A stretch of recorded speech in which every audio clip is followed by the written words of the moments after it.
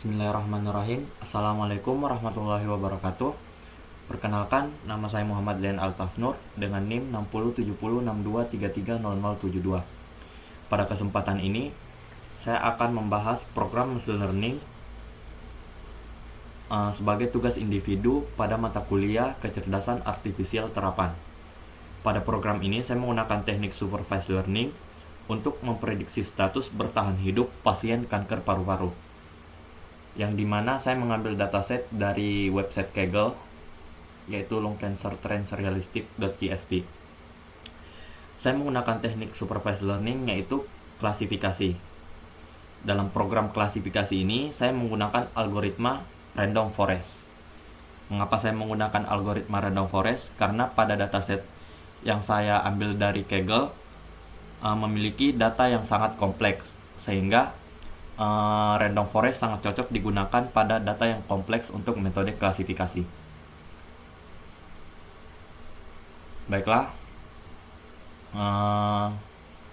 langsung saja. Yang pertama yaitu bagian yang dari atas, yaitu import pandas ASPD, yaitu untuk membaca file. Terus yang selanjutnya yaitu ini untuk memisahkan data menjadi dua bagian, yaitu X dan Y.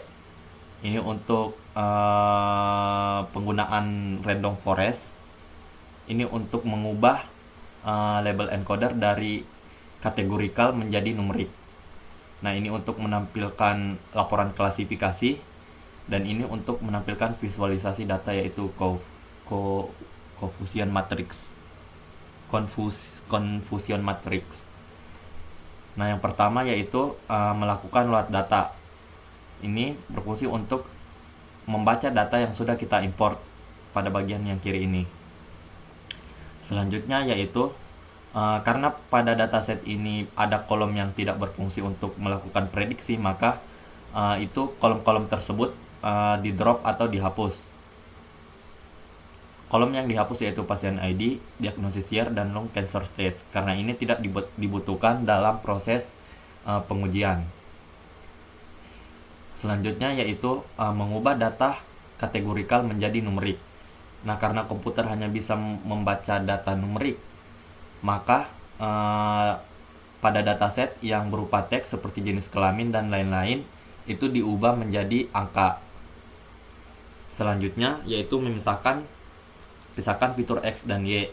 Artinya pada program memisahkan data menjadi dua bagian, yaitu X dan Y, yang dimana X berisi semua informasi pasien seperti usia, jenis pengobatan, dan lain-lain, dan Y itu untuk status kelangsungan hidup yang ingin diprediksi, apakah itu bertahan maupun tidak bertahan.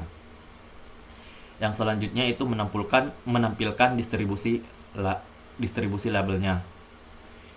Nah, selanjutnya itu split data menjadi data latih dan data uji. Artinya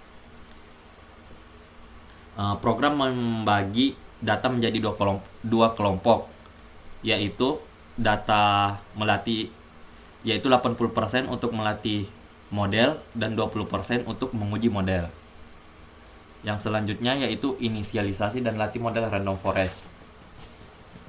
Nah, ini adalah penggunaan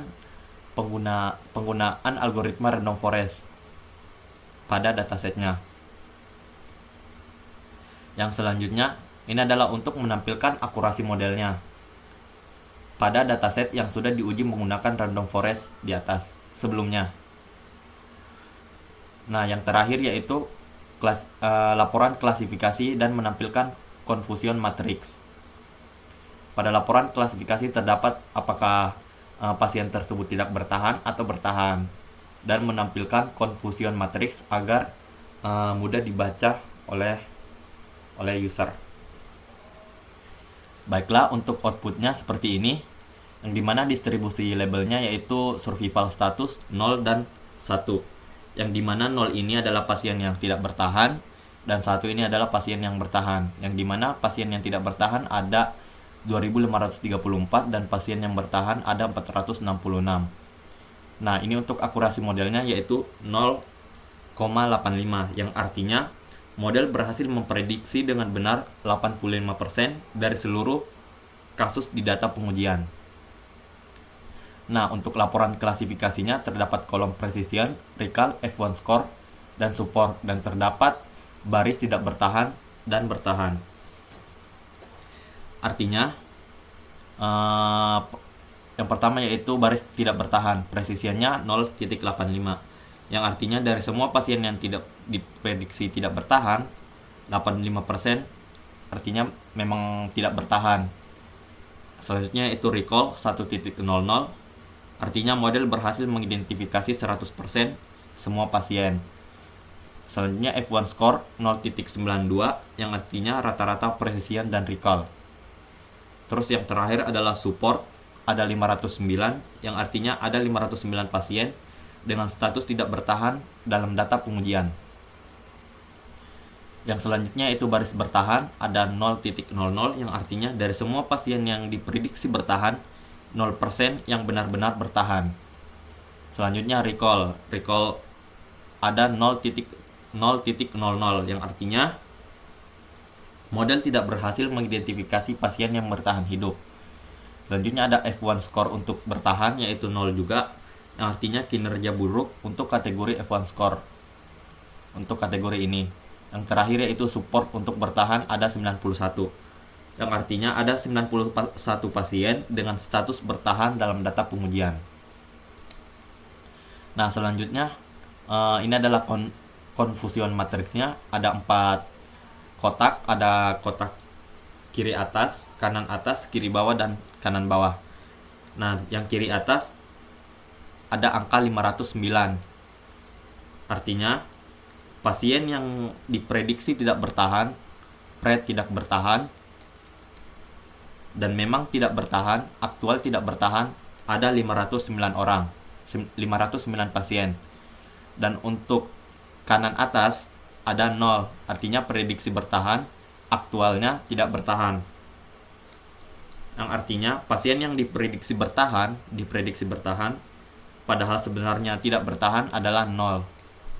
Yang selanjutnya kiri bawah, yang artinya pasien yang diprediksi tidak bertahan dan padahal dia bertahan ada 91 pasien. Dan yang kanan bawah ada 0, yang artinya pasien yang diprediksi bertahan tapi kenyataannya beneran bertahan itu ada 0.